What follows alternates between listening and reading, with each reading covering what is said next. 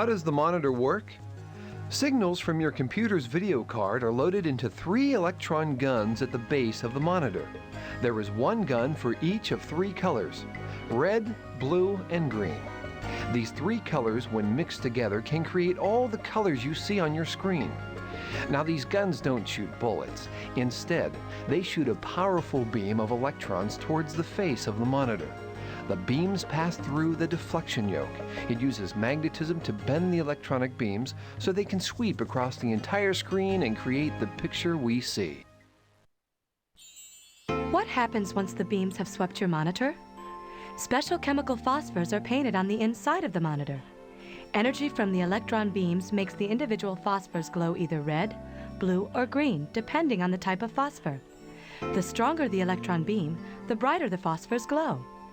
A sheet of metal with holes in it helps keep the electron beams aligned exactly with the phosphors.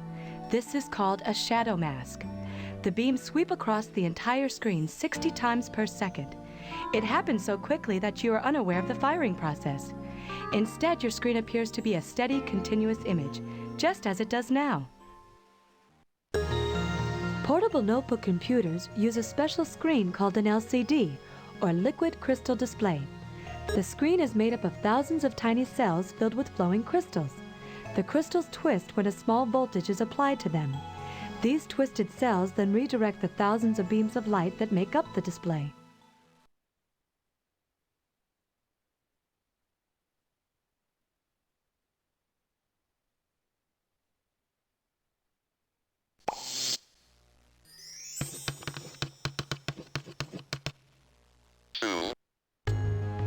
The brain of the PC is the Central Processing Unit, or CPU.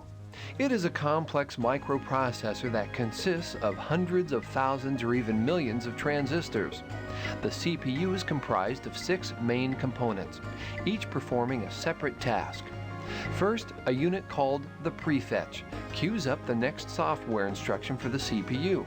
When the CPU finishes its current task, the prefetch unit asks for the next instruction. The second and third components are called the paging or segment units.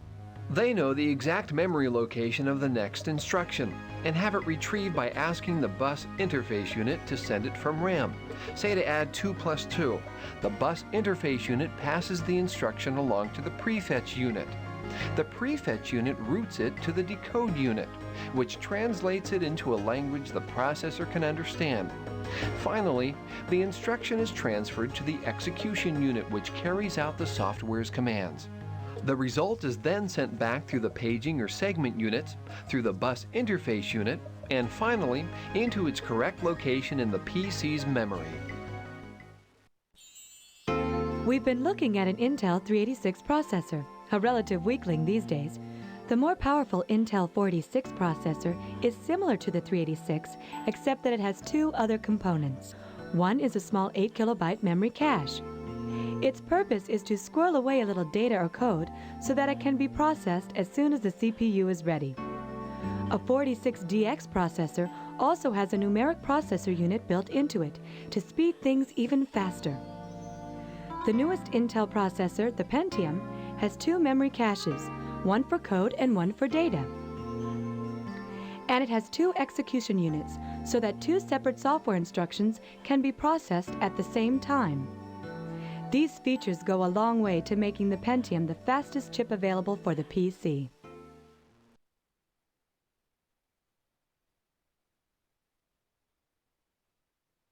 Today's topic: men who upgrade their RAM indiscriminately and the win. Most PCs have a video card that translates data from the software and operating system into the type of signals the monitor can use. The translation is performed with a DAC, or digital to analog converter chip. Some video cards also have special Windows Accelerator coprocessors. These speed up how fast Windows can display things by taking some of the load off your main processor. Some PCs have no video card. Instead, the video components are built right into the motherboard.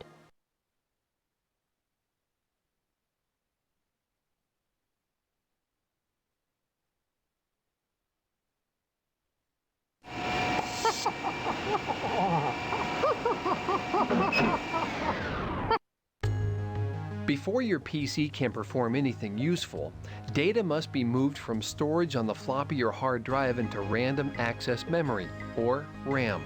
On most PCs, RAM is comprised of modular chipsets called SIMMs, short for Single Inline Memory Modules.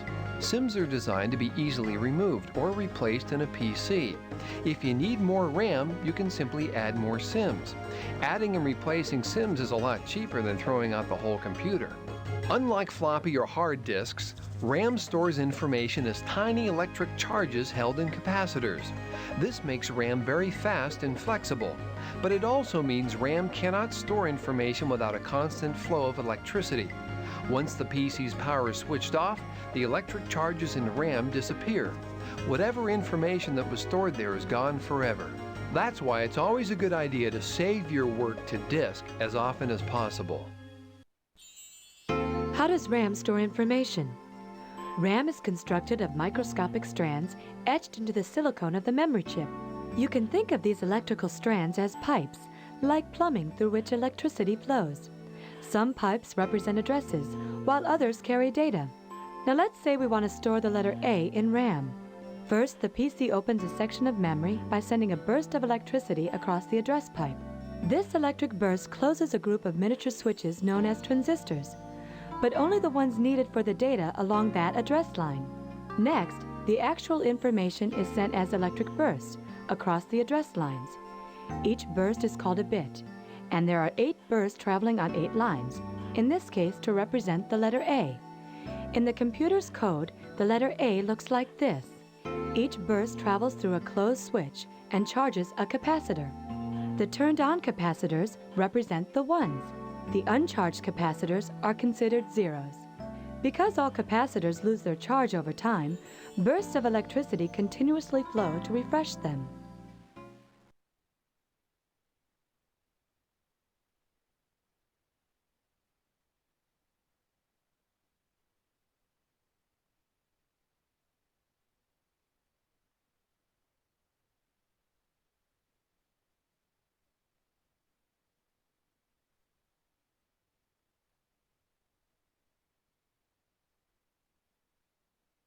What will be the capabilities of the typical desktop computer in the year 2000?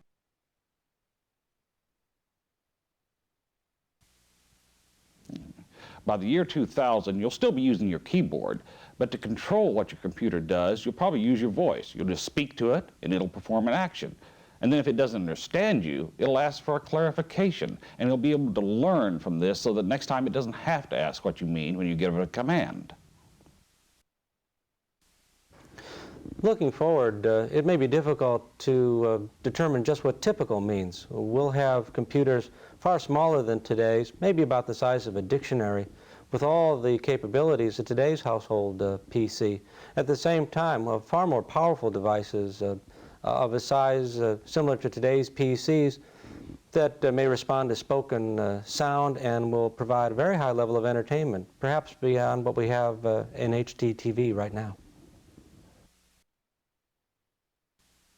In the year 2000, you're going to find consumer electronics and computer electronics have combined into one system where video, stereo equipment, telephones, and your personal computer have all been merged into one box.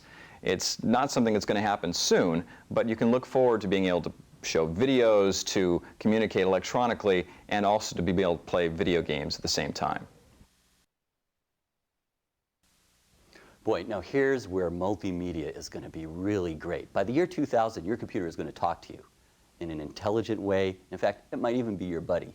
So instead of multimedia just being a lot of whizzy stuff and hardware bells and whistles and software that plays some music for you, you're going to have some real intelligence and a synthetic person inside your computer, help you with tasks, keep your life together, schedule stuff, and hey, answer questions about almost anything you want to know. What is the ideal equipment for a multimedia computer? Okay, what you want is fast equipment.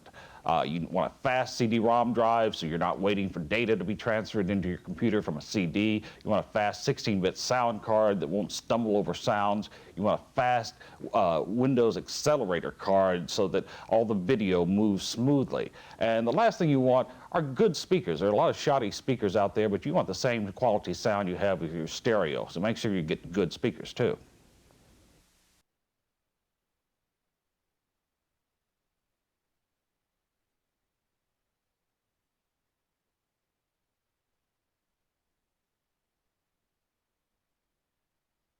When you wake up in the morning, your brain remembers who you are. I'm not sure I want to know. Checks to see how you feel. If it's Monday, I know I don't want to know. And gets ready to face the day. Not. Something a little more successful happens when you turn on your PC. Yeah, only without the morning breath. Enough.